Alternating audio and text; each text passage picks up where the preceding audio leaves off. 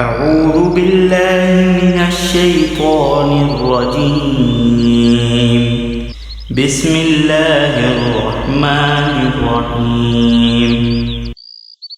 ابو موسیٰ رضی اللہ عنہ نے بیان کیا کہ میرے یہاں ایک لڑکا پیدا ہوا تو میں اسے لے کر نبی کریم صلی اللہ علیہ وسلم کی خدمت میں حاضر ہوا۔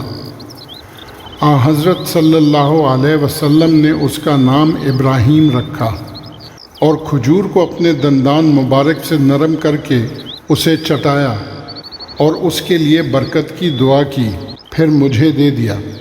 یہ ابو موسیٰ رضی اللہ عنہ کے سب سے بڑے لڑکے تھے۔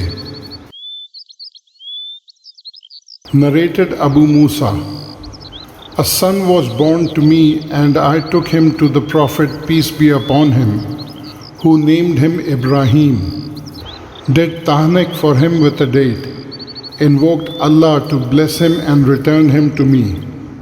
The narrator added, that was Abu Musa's eldest son.